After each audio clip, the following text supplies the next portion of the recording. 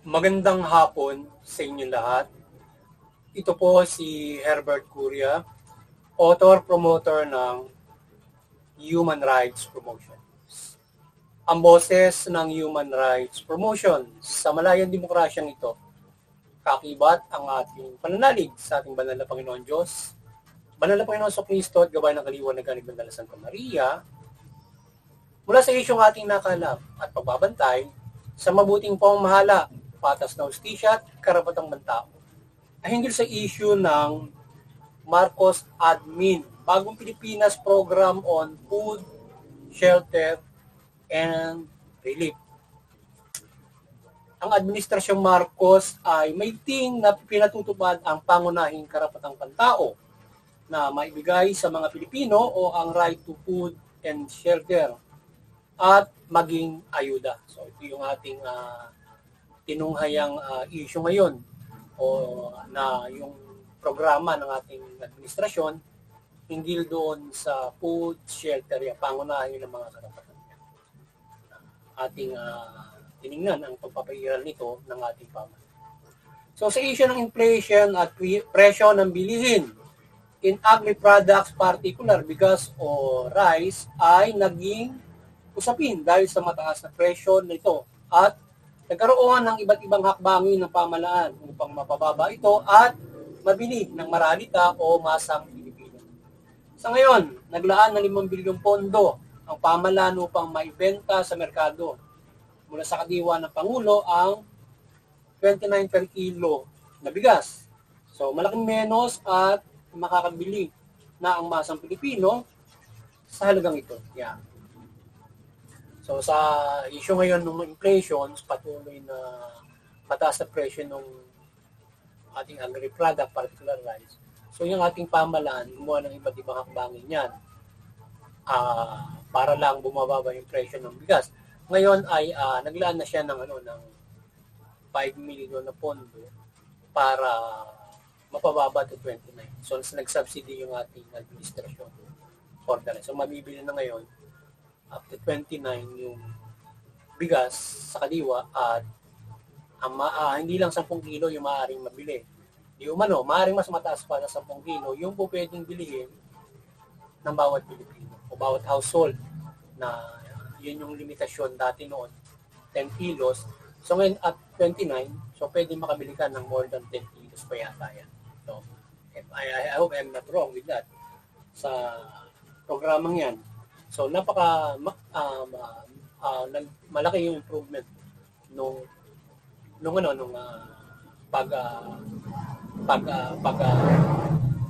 pagpapatupad ng karapatan natin diyan sa pagbibigay ng pamahalaan diyan sa pagkain na yan para magawa niya ng paraan upang ito ay mabili sa tamang halaga, lalong-lalo na doon sa mga masang Pilipino o maralitang Pilipino na hindi ganoon, hindi sapat yung kinikita para mamuhay ng standard according to the rights. Lalong-lalo na yung ating bansa ay hindi pa totally or fully na naipapatupad yung full human rights implementation according to nasa standard ika nga na pamumuhay. So yung iba ay namumuhay ng below minimum wage. Yung iba ay nakapamumuhay above minimum wage doon above. So ngayon yung minimum wage pa nga lang ay mayroong usapin na rin dyan dahil hindi pa rin pasok sa standard yan ng karapatang kanila. So yan yung may team na dapat na marating natin sa kinabukasan at sa ngayon ay isaayos ng ating pamahalaan yan hanggang marating yan at yung problema pa nga ng full employment o trabaho. So yan ang mga dapat na maibigay ng pamahalaan na everybody should be employed with this standard salary. So ngayon may problema dahil sa hindi naman lahat may trabaho or may negosyo, small or micro, at sapat yung kita. So ayan, meron tayong, at nagkakaroon pa ng inflation, even though, kahit sabihin natin na kumikita ng standard, pero kung may inflation, maaaring magkaroon pa rin adjustment yung ating pamahalaan na tulong o ayuda para makabili ng presyo ng bigas na nasa sa ayos din. Ayan, para hindi ganun mahirapan din kahit standard. So, at least, yung standard may marami ka pa rin mabibili. Kung tutulong yung pamahalaan kung nagkakaroon ng ganyan inflation. Ngayon, yung inflation na yan ay mas tinatamaan yan yung mga mababa yung kita. Lalong-lalo yung nasa pantawid ka pamilya na hindi kumikita na maayos. So, kailangan talaga yung ganyang klase ng adjustment o ayuda ng ating pamahalaan para diyan sa inflation. So sa issue naman ng pabahay ay may tingin ang pagpapagawa ng mga pabahay ng ating pamahalaan. Particular itong sa condominium style na pabahay sa Bulacan. So ang iba't ibang kagaya nitong programa ng pamahalaan ay nasa advanced stage na din.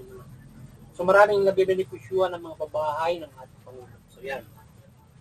Flagship program ng ating administrasyong pabahay.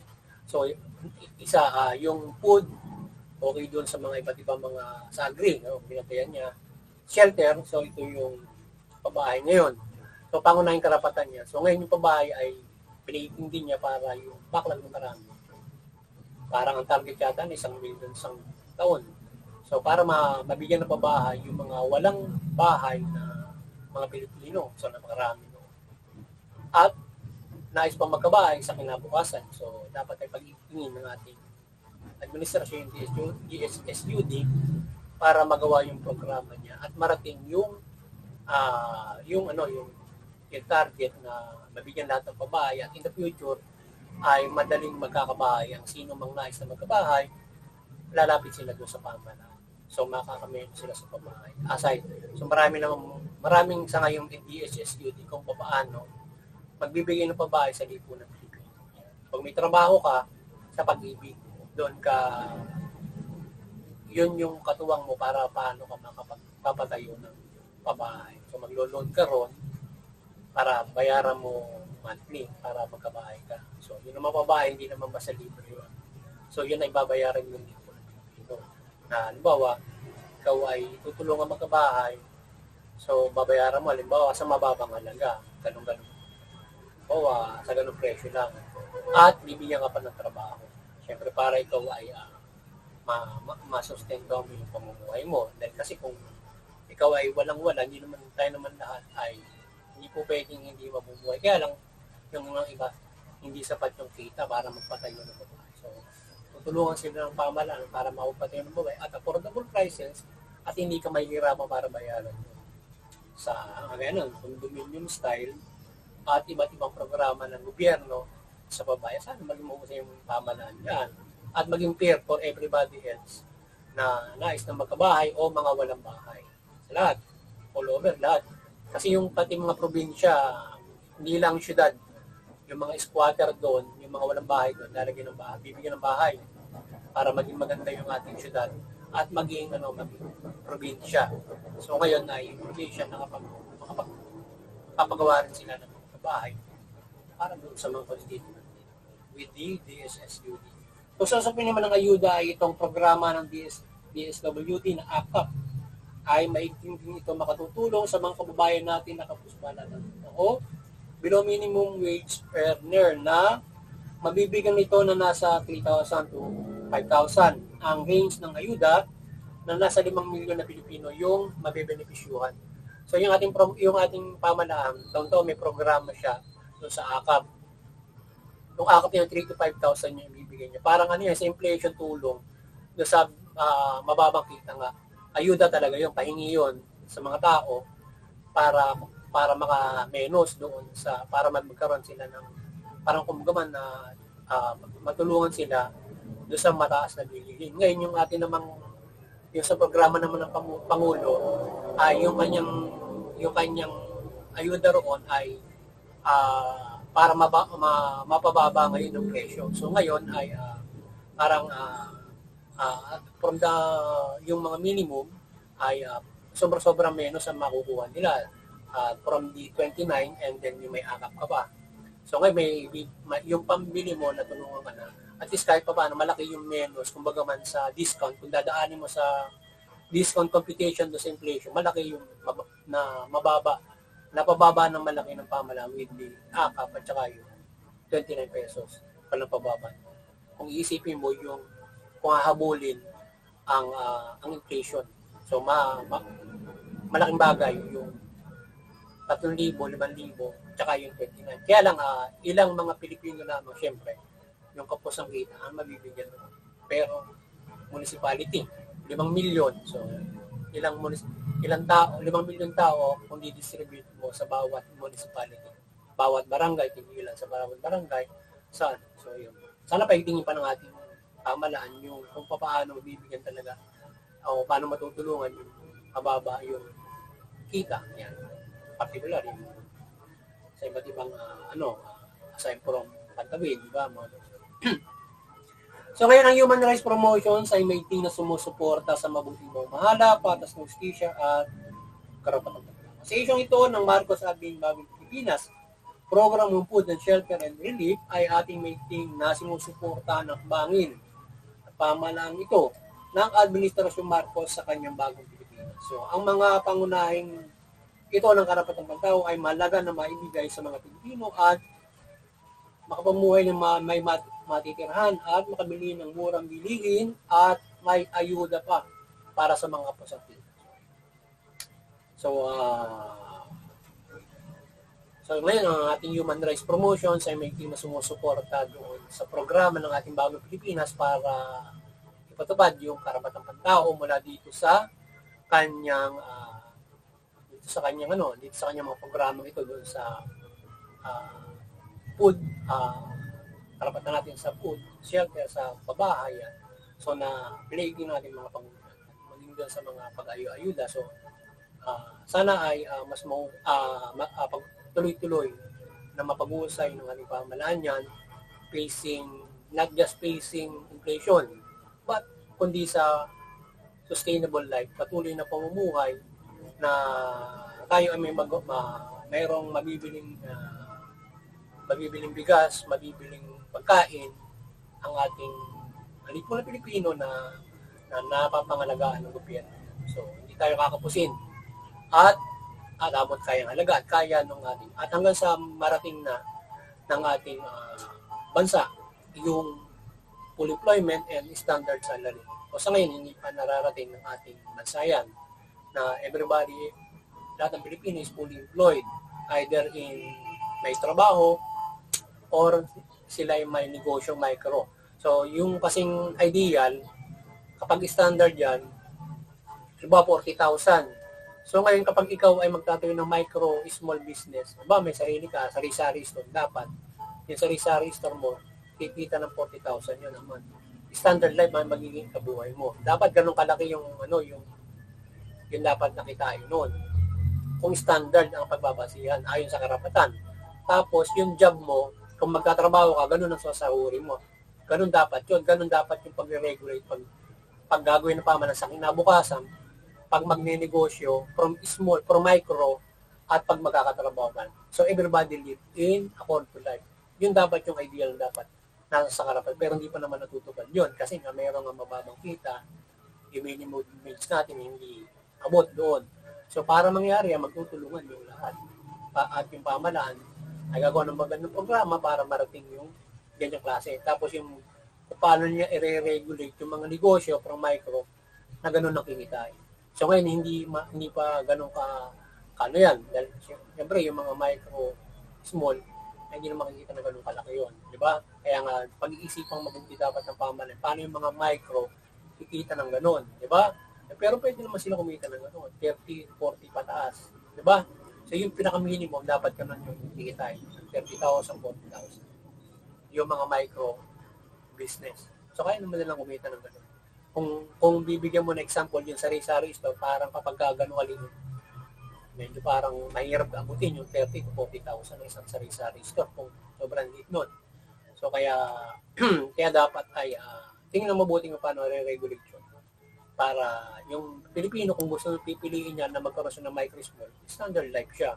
Kasi ang mahirap kung halimbawa, nagne-negosyo siya ng ganun, lalo na wala pang pinag-aralan, problema kapag mababa ang kita nun, hindi standard mamumuhay yun.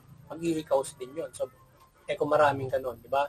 So, kaya dapat, tingnan na mabuti kung paano tutulungan yung mga tao mag-negosyo at available na pang trabaho. Yan. Napakasimple yun. Sana ganun mangyari na kinabukasan.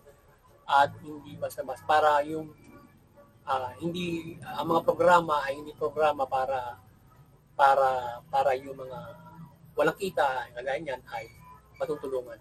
Kundi kung halimbawa narating mo man yung kumbaga man ay yung programa ng ayuda ng gobyerno or sinasabing subsidy ay kapag talagang halimbawa pwedeng ma-adjust for the inflation halimbawa. Pero ngayon ang para sa standard, kung may inflation, maaaring yun ay kayanin ng mga standard, pero pwedeng mag-adjust ang pamahalaan. Ngayon, sa ngayong ating status, kapag nag-inflation, problema yung mga kapusang kita. Kasi hindi na nila mabibili 60 pesos na bigas. Okay? That's 29, di ba? 2 kilo agad dapat yun. Kung, ba, mahirap kapag ikaw ay walang kinikita na gano'ng kasama. Diba? So, yan. So ngayon, ang karapatang pantao ay may na ipatupad ng ating administrasyon at mga mamuhay. Ang mga Pilipino ay hindi ito, wika nga ay no one is left behind. Kung may papatupad ito puli, maliban sa pangunahin na ito na karapatan ay ang katrabaho ay patuloy na paitingin ng administrasyon. Na maibigyan lahat ng trabaho at may ikabuhay mula minimum wage at ito ay abot in the future to standard salary. Yan. Pagpatuloy ng ating administrasyon ang mga job fair upang makatulong ito para sa pagbibigay ng trabaho. Yan. So, yun.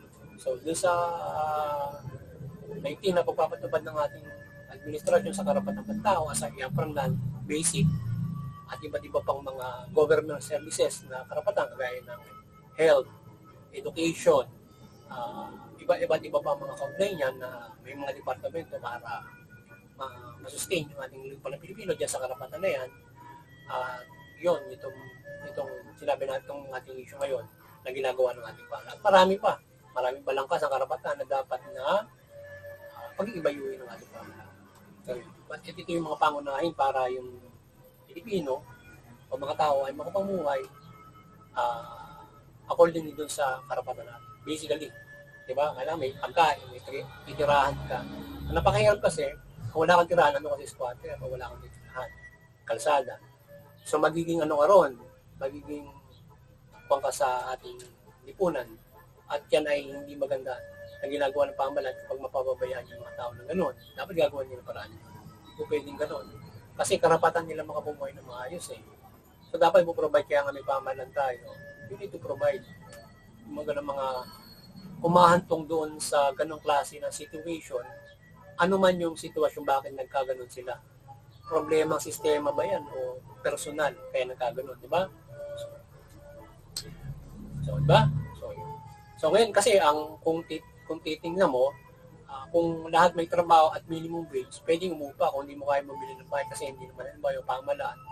Hindi kaya magbigay ng pabahay for minimum wage. Ngayon, maaari na yata doon sa iba mong pabahay ng DSSUD. Kapag minimum wage ka, pwede, yung mga nirero, pwede ka nang makakabil ng bahay at minimum wage. Pero kaya ikaw ay nagulog sa pag-ibig o doon sa ikaw ay micro na pwede ka matulungan ng gobyerno sa pabahay. So, kung ganun yung range ng kita mo, so, sa ngayon parang hindi, siguro natutulungan na nga ngayon yan, pero dati, pag ganun ang kita mo, hindi ka makabibili ng bahay. So, sa paupahan ka matitira. Aside from meron ka talagang ancestral house, ngayon kung asawa ka, usually, ihiwalay ka lang sa parent mo. Magsisimula ka sarili mo kung wala ka namang talagang pinagsimulan ng mga lupain. Pinagsimulan mo ay sa upahan ka rin ng nagsimula o nagsimula ka sa isang maliit na bahay. So, kung hindi na kayo magkakasya ko, mangupahan ka o bibili ka ng sarili mo, kung magandang trabaho, nakagraduate ka. So, diba? So, kaya, yan. Mag-iba yung ating pamahalaan. So, ang ating pamahalaan ay saliksikin ang bawat sulok ng bansa at hanapin ang mga walang tirahan at walang trabaho. At naghihirap mula cities to provinces. At sila ay mabigyan ng serbisyo ng pamahalaan. Magkaroon ng mahusay na programa at diseminasyon na maipabot sa mamamayan ang programa ng pamahalaan at makabili na ito o lumapit sila sa pamahalaan at makamit ito at hindi umasa lang o na-accommodate ng pamahalaan mula sa lokal na pamahalaan. So yan, yung ating pamahalaan, ay saliksikin nila yung buong Pilipinas, sino yung mga walang tirahan para mabigyan nila ng tirahan. Ganon. Tapos, anumang government services maipabot nila. Usually kasi, yung mga tao hindi naman nila alam yung programa ng gobyerno. At paano sila magkakabahay, paano sila lalapit sa gobyerno. Meron mga ganon mga tao.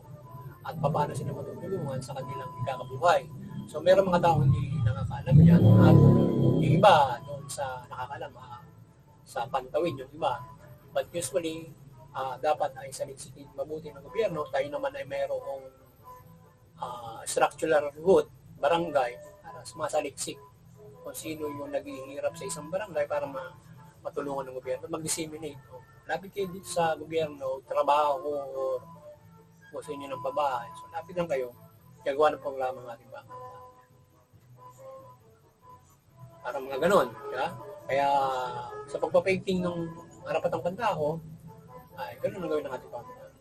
So maraming tao ang hindi rin naasa at lumalapit sa pamahalaan para makapamuhay ng maayos dahil hindi nila alam ang programa at ang iba ay hindi umaasa sa pamahalaan, sa serbisyo nito. So ang pamahalaan ay siyang humakbang na lumapit sa mga tao at magbigay ng pamamahayag na sila ay lumapit din sa pamahalaan para matulungan at maibigay ang government services. So yung pamahalaan ay siya na yung lumapit sa tao at mag-disseminate ng maayos yung mga programa nila kung paano lalapit yung tao sa pamahalaan at makatulong at makatuwang sa pamumuhay. Yung iba kasi hindi na umaasa dun sa pamahalaan. Ayun nilang saan nakapumuhay sila without the government. Nasa na yung iba umaasa lang dun sa peace and order, may ayos na kalsada, okay na hindi nila iniisip kung ano yung programa ng gobyerno o paano ito namamahala. But usually, that is what usual find ng mga tao. Peace and order, saka natatamasa mo, anak ka magandang kalsada. Pero that's not the government services lang, kundi ayon sa karapatan dapat yung papatupad doon sa pamahalaan. So dapat may paabot ng pamahalaan na ang pamahalaan ay katuwang ng mga tao sa pamumuhay at hindi peace and order at kalsada lang ang aasahan dito kundi maraming programa. So yan, di ba? Ang mga tao ay maraming aasahang programa o pamahala para makatubang yung pamahalaan, di ba? Not just us ay para lamang gumawa ng batas para tayo magkaroon ng kaayusan. Hindi lang basta yun. So maraming programa na ginagawa na serbisyo ang pamahalaan. Hindi lang magawa ng kalsada, ayos ng peace and order. So marami. Kaya na education, diba? Health, pangangalaga ng pagkain, paano naalagaan, diba? Ganon. Paano mamahal yan, ganito, paano maalagaan yung presyo ng bilihin, etc. Yung pabahay, yan. So, luway pagpalain ng Panginoon Diyos at Kristo Jesus at Mother Mary ang bansang Pilipinas at maging ang buong mundo na makapamuhay ayon sa karapatan mula sa kakanin at titira. Sana pagpalain naman ng Panginoon Diyos yung bansang Pilipinas at buong mundo sa ating mga pangangailangan. Karapatan na tayo makapamuhay ayon dito. At yun naman ang gusto ng ating mga Panginoon Diyos mula sa kanyang gabay sa atin, mula sa Panginoon sa Kristo. Mapamuhay tayo ayon dyan sa ating mga karapatan at pagsaluhan natin yung mundo ito. Mula dyan, kagaya ng ginawa ng mga apostol noon, pinagsaluhan nila yung, parang pinagsasaluhan na nila yung buong mundo from the what they had na naging kinabuhay nila noon. So, para sila ay walang magdahog noon na magtulungan sila sa bawat isa. So, ganun nagtulungan sila na kung ano yung may tutulong nila doon sa Kristyanismo noon, ginawa nila. So maliwanagan naman nila Santa Maria ang lipunang Pilipino mula pamahalaan at mamamayang Pilipino. Yung pamahalaan, mamahalan ng mabuti, matuwid. Tugunin yung karapatang pantao. Iwasan yung pang-aabuso, korupsyon, yung mga tiwalian. Bagos ay pairalin yung mabuti pamamahala. Bawitin ang karapatang pantao, batas ng hustisya.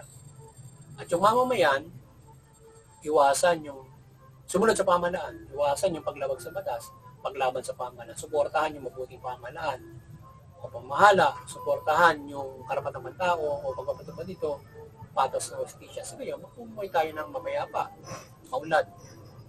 At higit sa lahat, makapananampalataya tayo na lubos sa ating banal na Panginoon Diyos, manang Panginoon Yesu Kristo o anuman ang ating paniniwalaan ayon sa ating karapatan at tayo ay protektado ng ating pamahalaan through our rights at every belief of God. At hindi tayo magkaroon ng kaguluhan. So muli, magandang hapon sa inyo lahat. Sana nakapagsaboyos naman ang Human Rights Promotion sa yung tingin sa karapatang pantao mula dito sa isyong ito ng ating tinunghayan na pagpapahira ng pamahalaan ng karapatang pantao mula dito sa basic rights na ito na food, shelter. Muli, magandang hapon sa inyo lahat at God bless you.